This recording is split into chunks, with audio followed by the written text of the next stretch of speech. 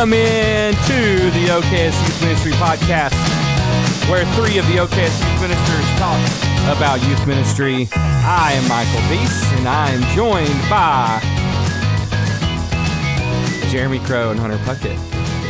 Hey, we want to welcome y'all back. Welcome back. We had one episode, back-to-back weeks. We're on a roll. Jeremy's going to Michigan. We are on a roll. And it's going to be a good time. So, How's everybody doing? Man, I'm doing good. Getting a little nervous for fantasy football coming up. Yeah. I really need a good draft. And then Shedur's not looking too hot this year, so I might not pick him up as the last pick. Is Shedur ever looking good? Did you see somebody? There's a video of him throwing the football, and it's horrible. And somebody said, everybody's like, yeah, they're throwing ducks. That's what they'll say. Somebody said, man, forget about ducks. This dude's throwing Beyblades.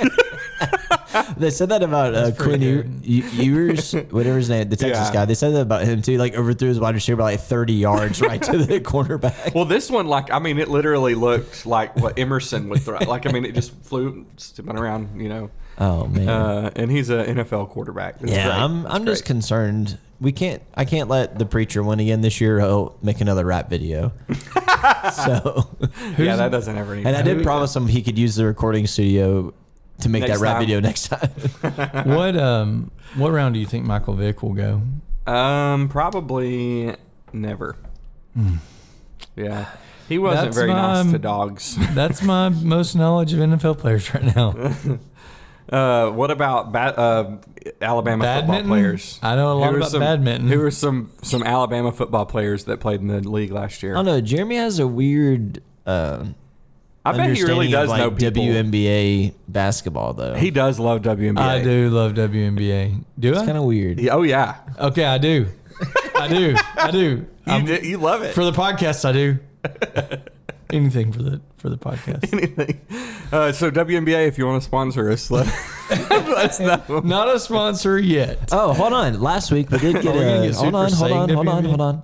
Last week we did get a couple of comments about the podcast. Oh no. And those were that y'all were bullying one of the people on the podcast. Oh, that's true. And I just want to say they have both apologized and we've moved on. That's right. Yeah. Also, Whitewater, Montgomery Whitewater. You're taking a trip to Montgomery today? No, so listen. So we had to introduce ourselves in one of the classes. Michael and I are in the same counseling class, so good. And I go on to Michael's. I was, and of course, obviously we know each other. A lot of people in the class probably don't know that, but he introduced himself. Said he's at Hartselle. He's been here for so long. He's doing his master's in counseling.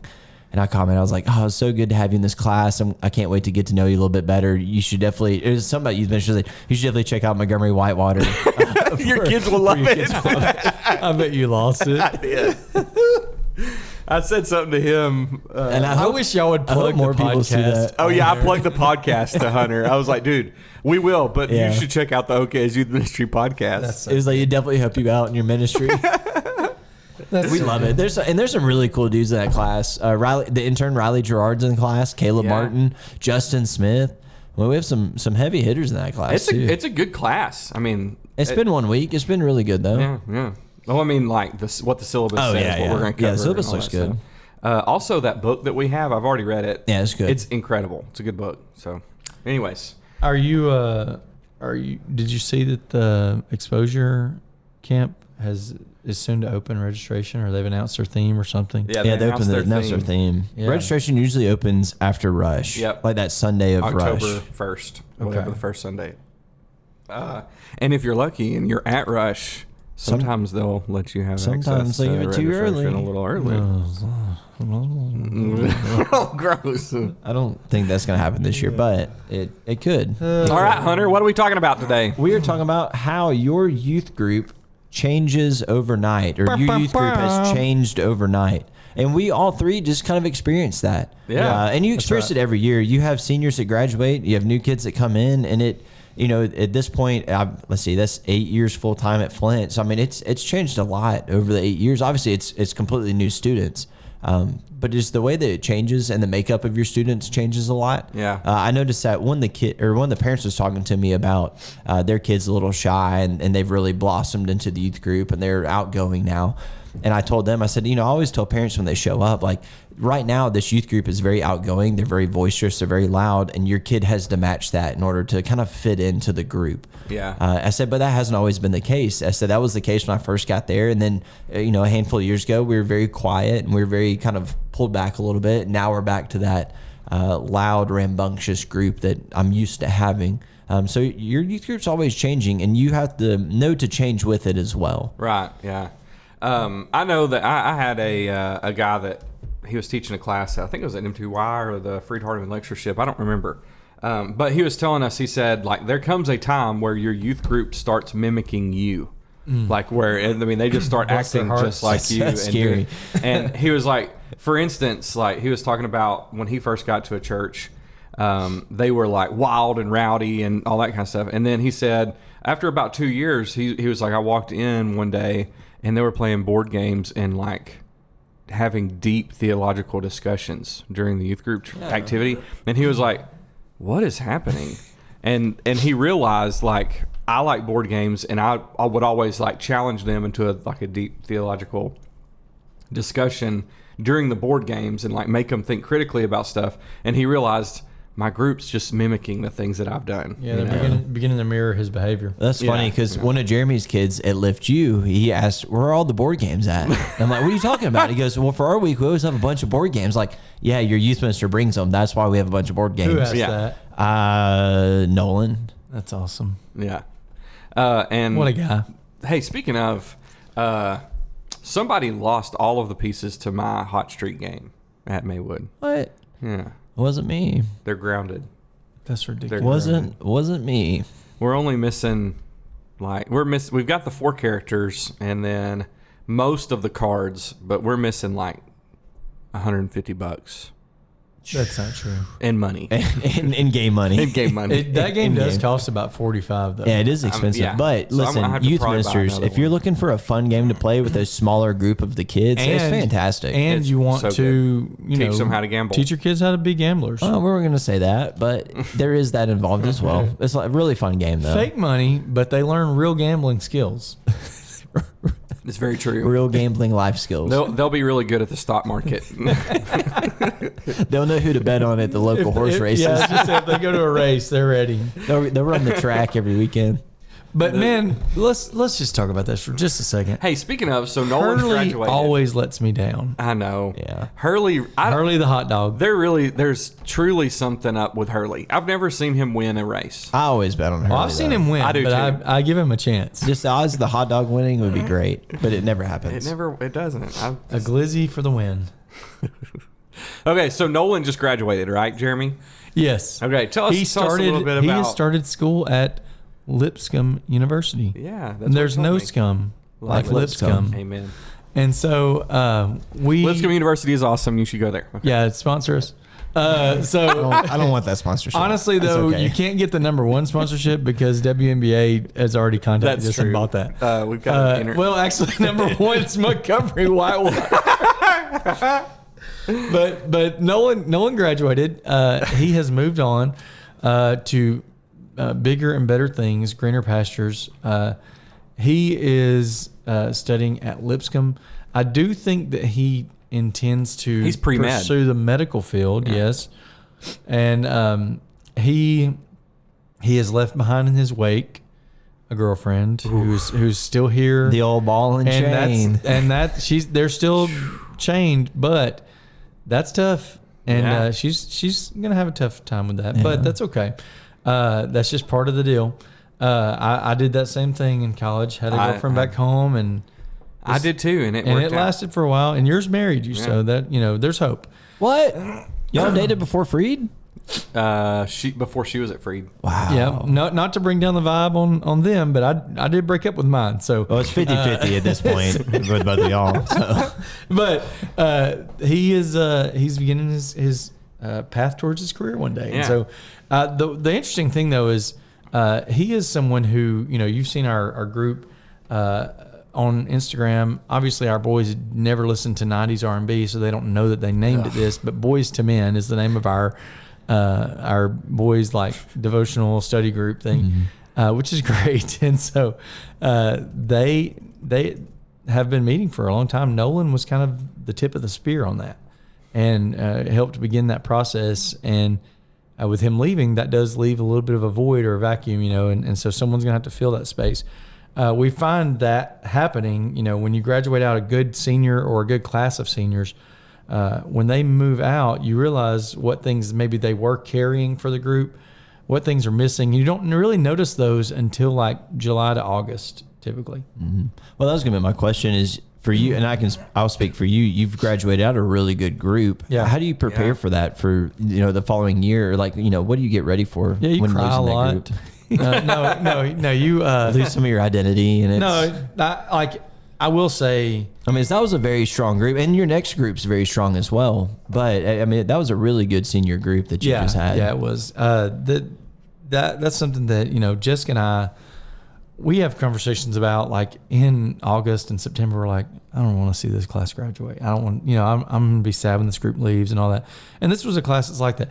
And if we're being honest, just real truthful here, sometimes you're okay with the class that graduated. Yeah, and that's on the other side. That sounds really mean. And you're glad that some of them are getting out of the youth group. Yeah, and it's not because you don't like the kids, it's because they didn't fit there, and they really detracted more than they contributed to some things. And so sometimes you're okay with that happening. Not that you don't wish them the best, not that you don't continue to care for them and minister them, throughout their senior year, but you're not sad when that next class moves in sometimes. Yeah, that's true. I don't know who all listens to this, so I'm going to be very vague on it. This year was that year for me. I had a couple of the kids that were involved, but as like pound for pound, like that senior class just wasn't involved. They weren't, they'd show up to church, but it wasn't really anything else outside of that. Yeah, no. I have a couple that I am going to miss, and I hate that they are leaving, but kind of they're on to greener pastures, on to bigger things. But that was kind of the thing, was like, I'm excited for this next group because these next seniors are going to be great. But I do know that, the end of the year is on the way too. And I know that I'm going to lose them at some point. And if you're a senior at Flint and you're listening to this, you just graduated. Nah, I highly doubt they are. You're the one that he's going to miss, just so you know. If Yeah. you're, Oh, yeah. if You're Yeah, that one that he's sad That's about. you. The person that's You're listening not to the this. one that he's okay with moving on. Well, with That's you. the class that we just graduated, That's funny. When I first started here three years ago, Man, it's been 3 years. we had really, I worked really hard. My wife especially worked really hard on getting the people that were not so involved, getting them involved. And that was something that we were very intentional about.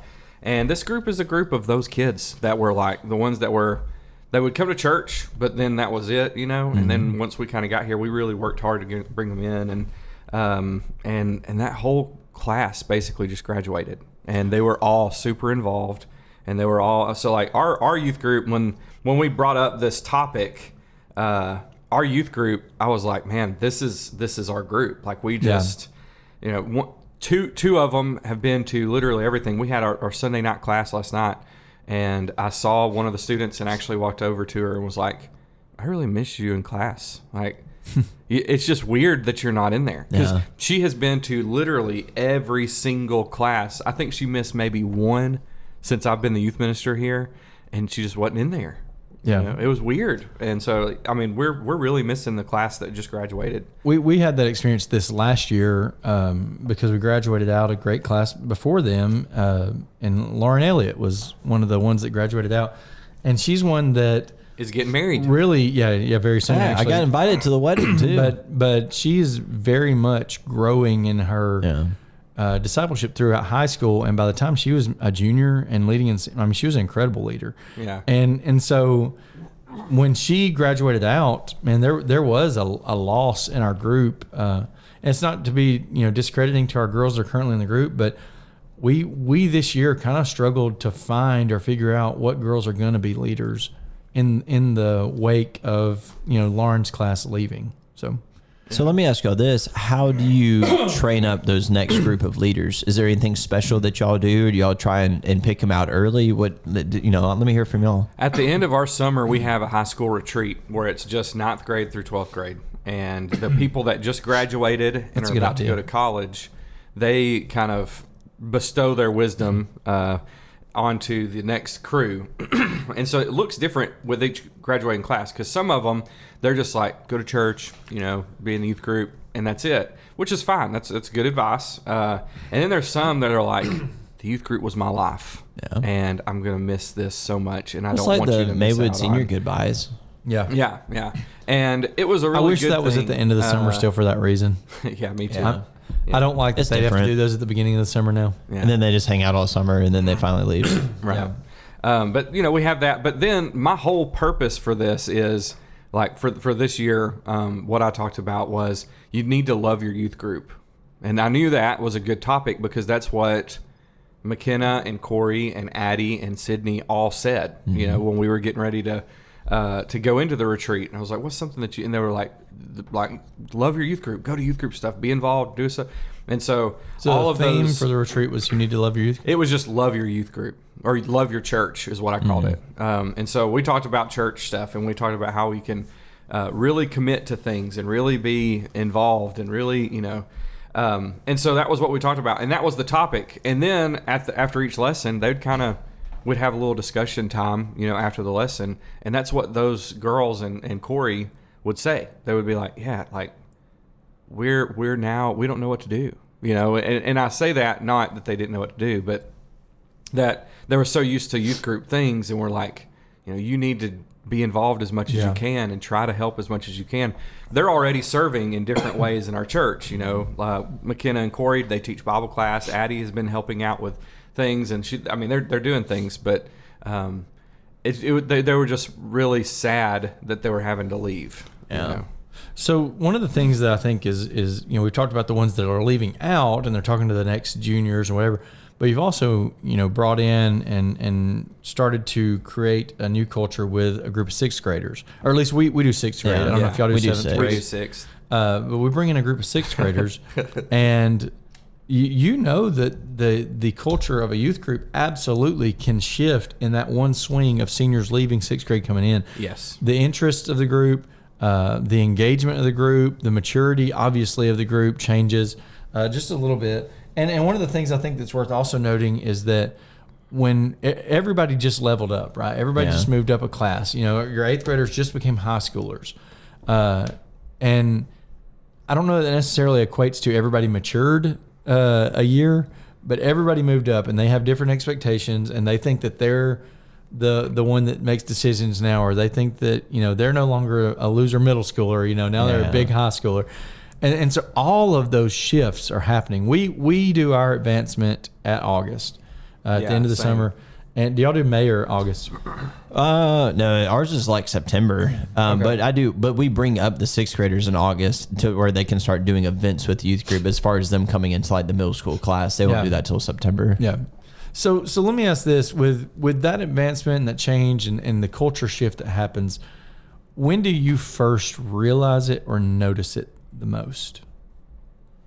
I know we know it's coming, but when do you start to see it yourself? I try and notice it beforehand. And what I mean by that is I usually try and volunteer to teach like the fourth and fifth grade class before those fifth graders move into the youth group. And that way I kind of already know them a little bit. I didn't get to this year because of our building expansion. So we're very limited on classroom space and different things. So I didn't get to do that this year, but kind of already knowing them ahead of time.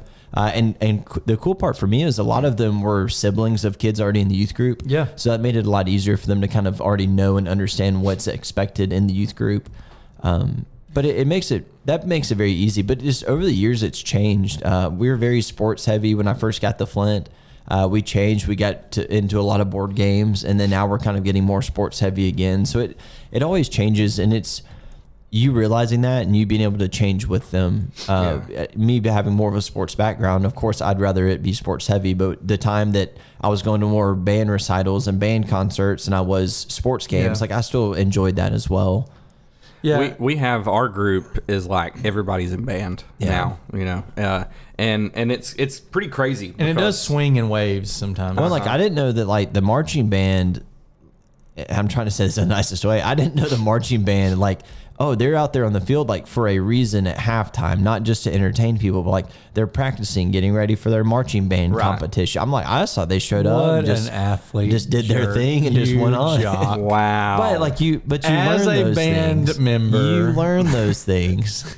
I apologize to all my band people. I despise you right It's a now. real thing. Let's keep making fun of him about Now, Whitewater. sideline cheerleading, no. So yeah, I mean, it's I graduated.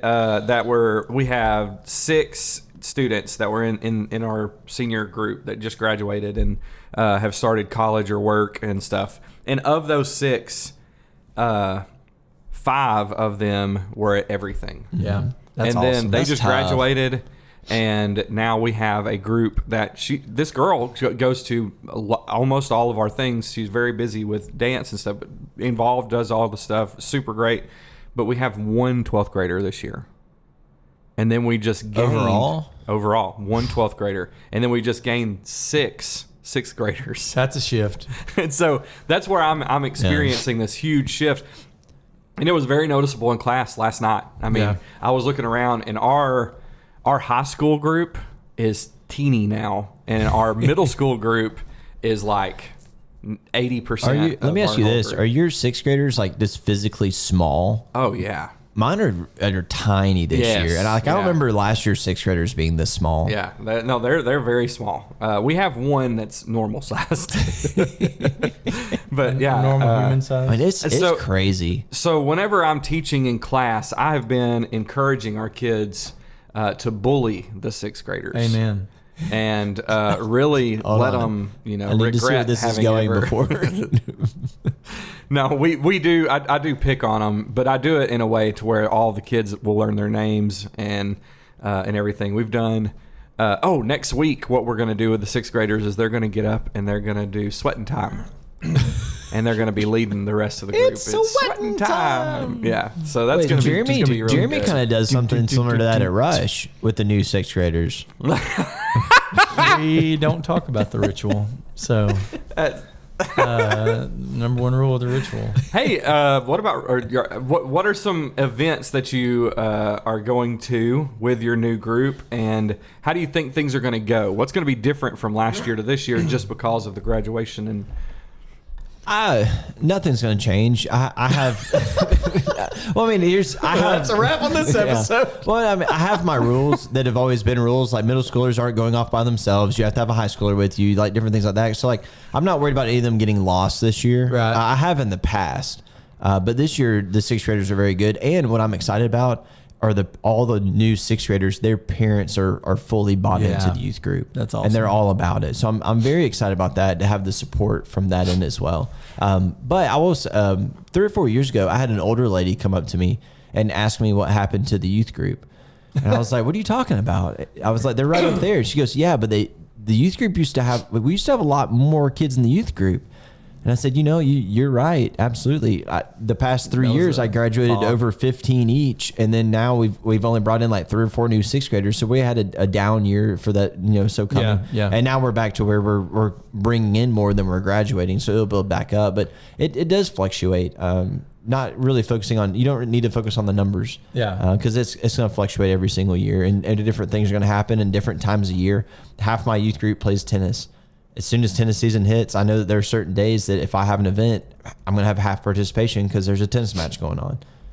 I think one of the things that's interesting that I've seen culturally shift in our group is, so Leanne has been working with our children's ministry for about 3 years now. And this is right now, this class coming in, I would say is the most connected or engaged that I have felt with a group of incoming 6th graders. Well, last year and this year.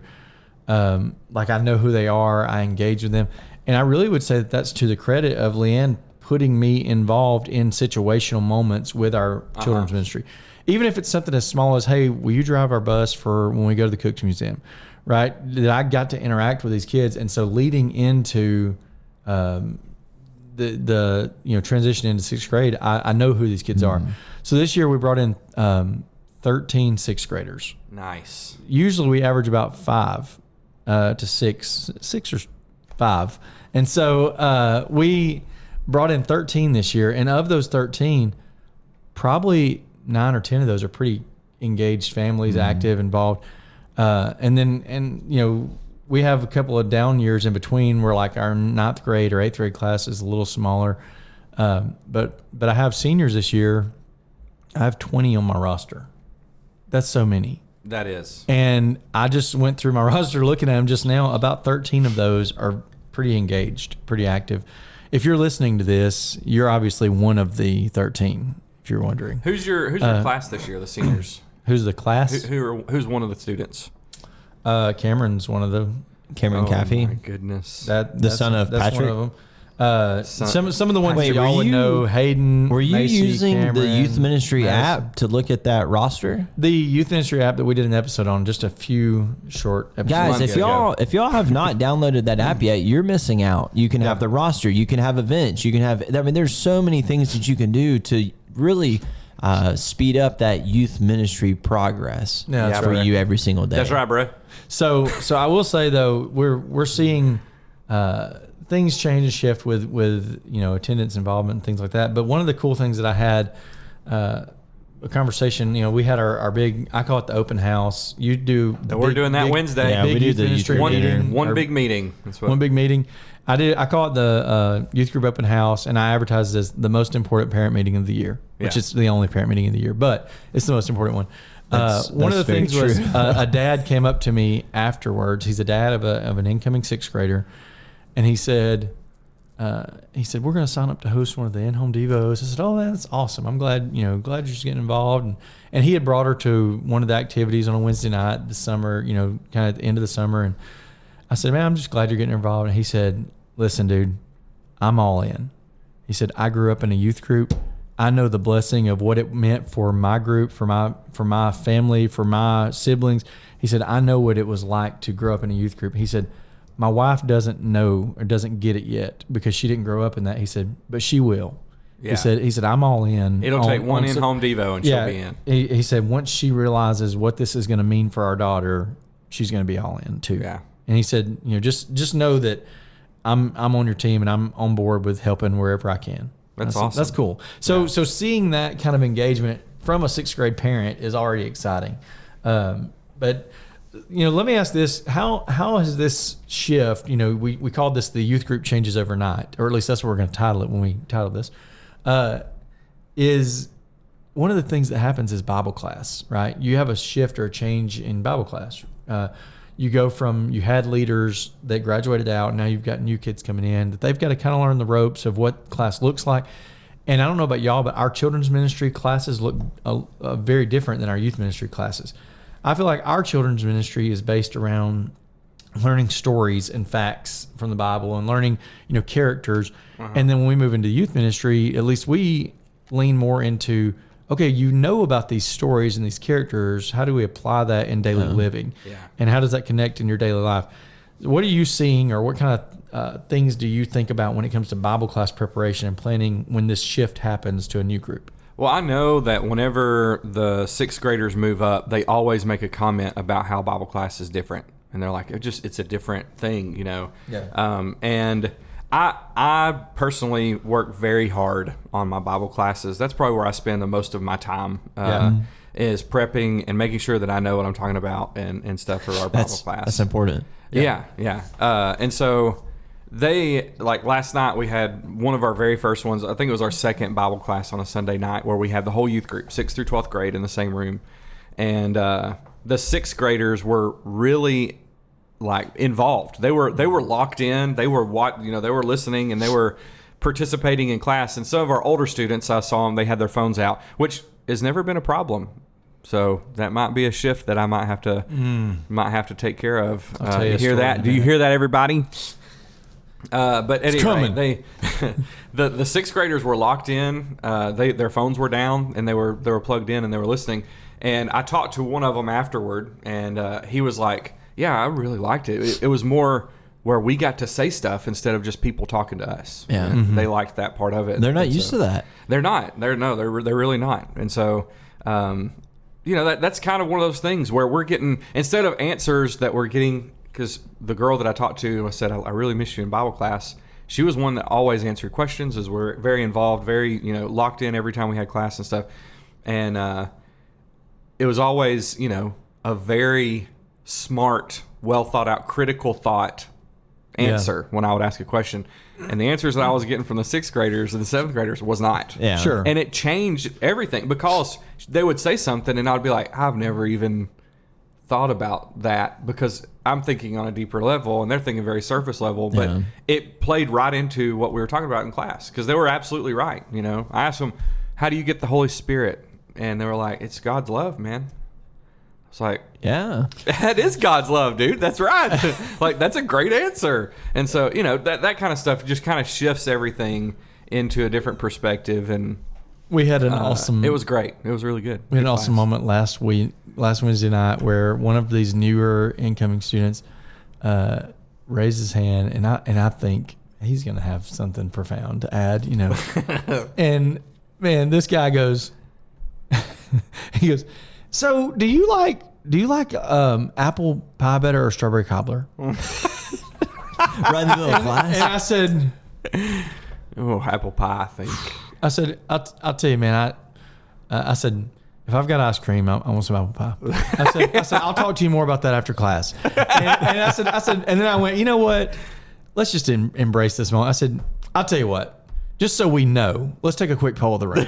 I said, everybody raise your hand if you're apple pie. Everybody raise your hand. And he was like, okay. Yeah. And I was like off the wall. He felt more comfortable after I have that. no idea if he has any idea what I was talking about with Abram and with, you know, all of that. He has no idea. But man, he knows that I like apple pie with ice cream. So That's right. awesome. That's right. Well, and it's okay. It's okay to get distracted. Everybody seems so rigid, and you know, Bible class has to go exactly how it's planned out. Like, it's okay to chase a rabbit. It's okay to answer what dessert you enjoy the most. Something I do to kind of get the class going. Oh man, I forgot who it was at Freed. It wasn't a Bible professor. It was like one of the guys that taught Fraser? counseling. No, Dana Baldwin, he was older. Mike Cravens.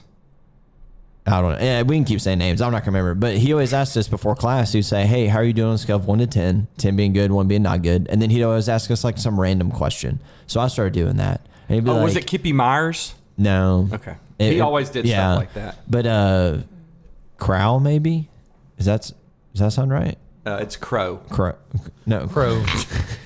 Anyways, so like I'll do that, and We've it kind been of doing a gets like podcast for almost 2 years. yeah, it gets the You should know that by now. it gets the goofy part, like goofy questions out of the way. But I'm always very impressed with how much and the sixth graders know, and then how Yeah. well behaved they are to be yeah. like new. One of it could be, you know, What's 'cause that? Wednesday night. Well behaved. No, but like Wednesday My night, kids are it is super well 6th through behaved. 12th grade. So I don't know if they're just terrified, like, oh, I'm in here with seniors, like I really need to behave. There or else is an they're element like, of that. but on Sunday mornings they're split, so we do have that separation. But I love having them together. You mentioned you have them together too, and they're all together. They're all learning at the same pace. They're all in the same room. They're all doing with the same things, Yeah. and you have some really good conversations when a 6th grader chimes in versus 12th grader. Yeah. and it's just different life experience at that point. Yeah. So I'll say this: we do on Sunday mornings. We do a textual study, topical on Wednesday nights typically, and so That's about what we do. because we do more textual, it's a little harder to me to dig into a text with all of them together that first semester. So their first quarter. So typically that fall quarter, I try to have them split middle school, high school, so that the high schoolers can have that maybe deeper theological discussion with text, with the middle schoolers still having theirs, but on a level that they can, you know, get along with and orient with.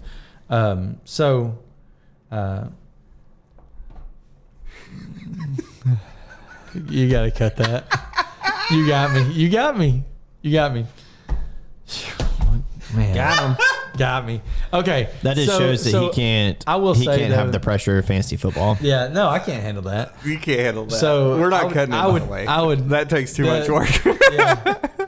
Just Michael. No notes. We only had a topic to talk about today. Yes. And this is gonna be all year. We're just rolling with it. Yeah, but I will say, Michael got me with a text. He got me tickled. So the thing with our classes though, I do on Sunday mornings split middle school, high school for the textual classes, and then on the topical classes on Wednesday night, I typically have them together. Just because that first quarter, I want them to kind of acclimate to the group, but still kind of have only up to 8th graders with them. So that's what we go for. Yeah. We just started a new class called "Can I Ask That?" and it's every 3 years you can do it. you Yeah. know? Yeah. And so this is one of them where we're getting that opportunity, and so we're talking about these very important topics and having some good discussion with it. So Are you using the Can I Ask That book? I am. Yeah. 1 and 2? 1 and 2. Ooh. It's They're really about to come out good. with the 3. It's on the way. I didn't know that. There's That's awesome. there's not enough questions for 3. I suppose there is, unless they're going back over the original 1 and questions. 2 are really good. I really think like this. It gears up, especially we've got our 9th graders moving into the high school class. I teach it in the high school class, and so we've got our 9th graders moving in, and this is a great way to start some deep critical thinking toward those questions. Making sure that they we just did a class on this past Wednesday.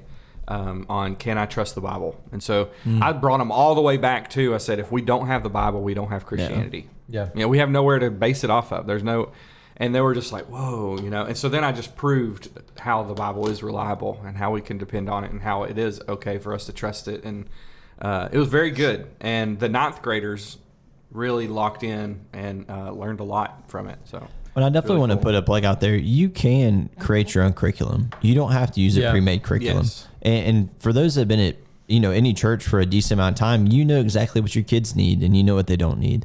Yeah. And you can tailor that curriculum to fit their needs the best. Absolutely. So definitely do that. Or definitely at least look into it, or message us, email us at whatever our email is for this podcast. Ministry at gmail.com. At gmail.com. And then, just hey guys, I'm looking to create a curriculum. What does y'all's look like? We'll be more than happy to send you what we're doing. Yeah. And that's going to change every year, right? Something that worked for you this year, 2 years from now might not work because the group, again, is going to change every year. Yeah.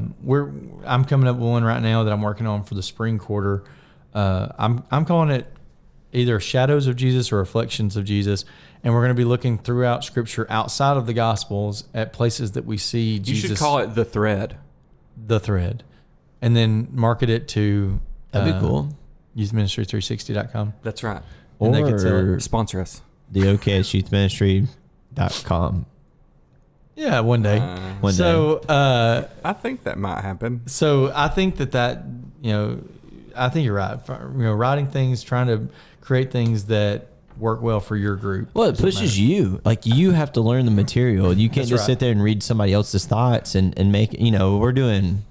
No, I'm not going to talk about that. Never mind. Well, there's nothing wrong with having some curriculum like that, but you don't need to lean on that all the time. Well, I mean, we do Pearls once a year for lads, and it... All right. Well, I love lads leaders. That fountain singing, fantastic. Whoever does leads that, that. just kills it every year. There was one year. Shout out to his last name was Hawk.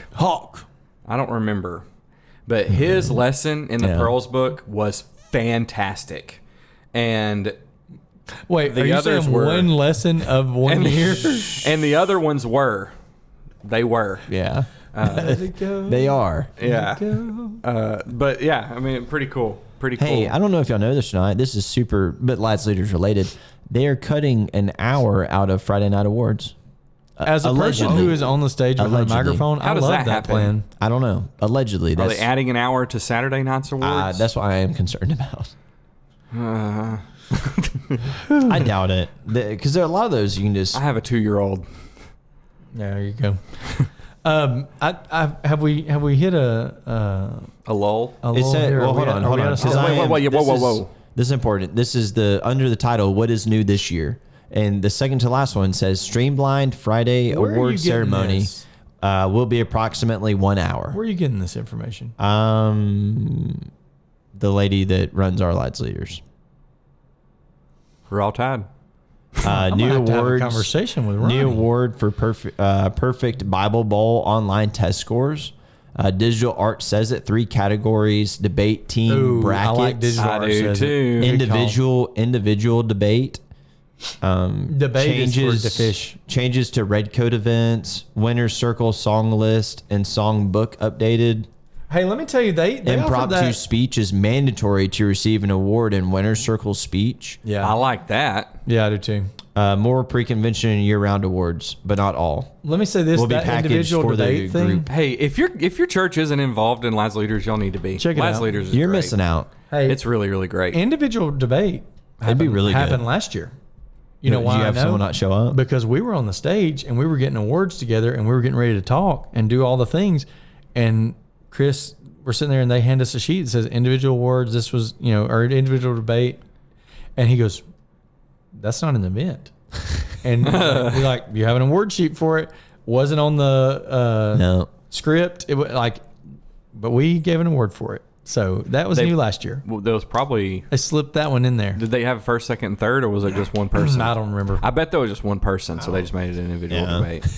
I wonder if that's what happened. But if they could streamline that Friday night award, although listen, I do love listening to our two guys say awards and call their names. They do such a great job. But if they could streamline that to just 1 hour, Amen. and we could get to fountain singing sooner, because that's the best thing. By the way, And whoever leads that, my goodness, that's great. you can tell they've been to Montgomery Whitewater, And they before. care about it, and they care they've been to Montgomery Whitewater. Hey, You can tell. Are we winding down? Because I do need to I want offer a disclaimer. Okay.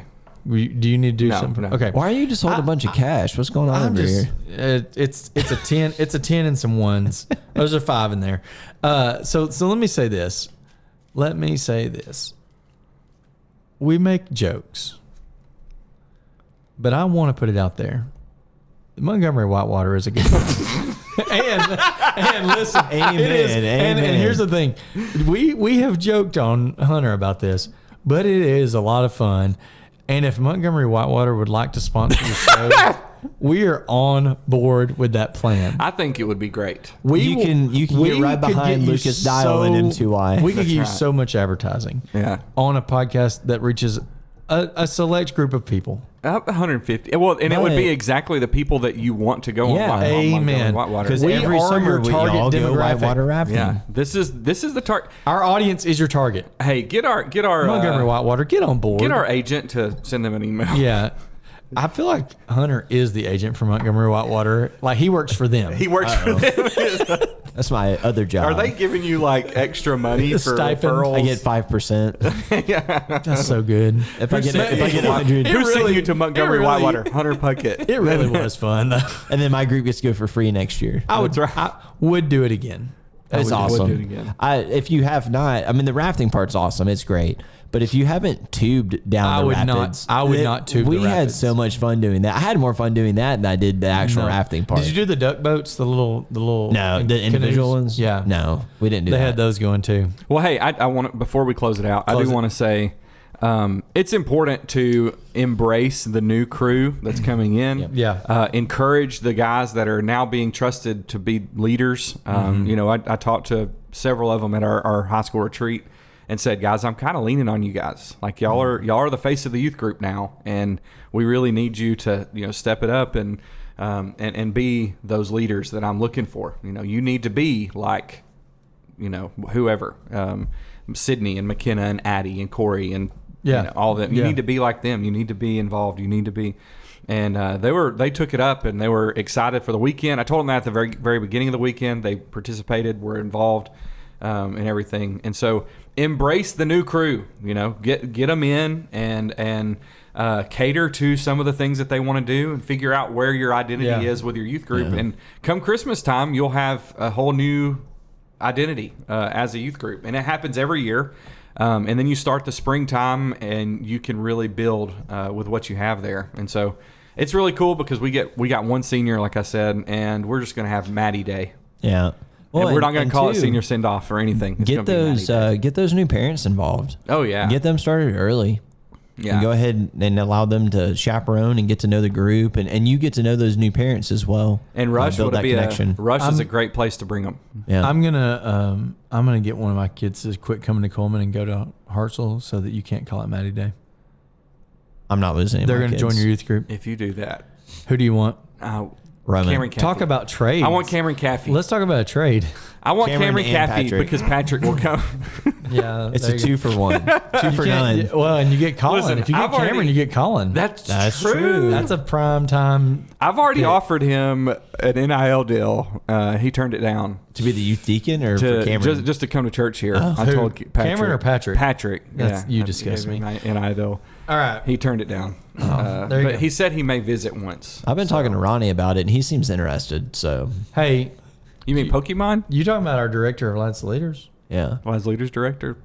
Okay. Ron Dog? Although he hasn't given me that information yet, so maybe you can have him. No, let me ask this: you guys both taking groups to Rush? Yes. Okay. I will not be at Rush, but We're my staying group the will be at weekend. Rush. Okay, we're I going have to a Rush. wedding. So that's coming up. Registration is open already for that. Yeah. If you haven't registered your group, you should probably do that. Don't be a loser youth minister that is lazy and gets things done last minute. I haven't registered. Be them. If you do organized. that, it gets more expensive. Yeah, get register early. organized. It's cheaper. Get your act together. Also, out Freed there, guys. Hardman.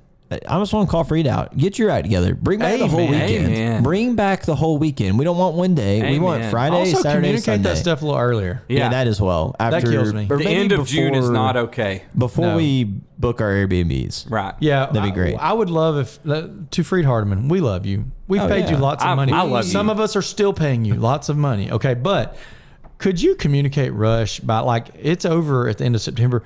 Maybe have a plan by December and start putting it out there because good youth ministers are already making their plans for next fall in that time of the year. And I put always like, I tell them, hey, we're going to Rush. And the dates are usually these dates, but we don't know that for sure because they have given That's me right. no I just information. Because we don't get that until It was just June. such a fun weekend. The end of when it June. was the- It's literally the end of June. Even if you did it in Yeah. May, that And would we be do fine. love you, Freed.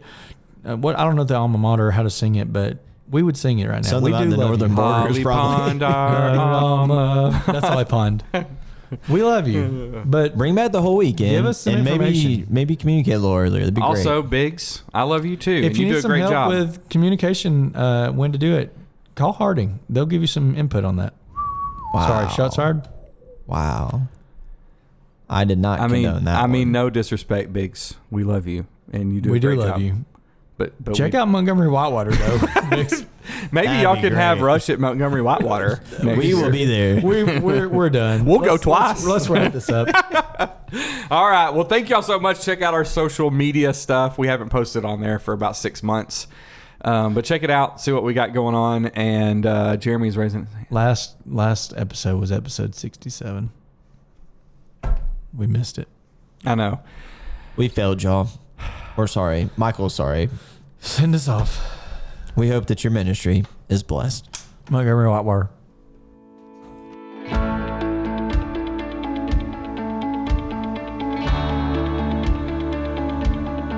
Thanks for joining us today in the important conversation of youth ministry. Go and follow us on Instagram and check out oksyouthministry.com for more information about our upcoming episodes. We'll be dropping a new episode every Wednesday morning, and we look forward to talking with you again next week. And hey, it's okay to be the OKS youth minister around, but let's all strive to be just a little bit better.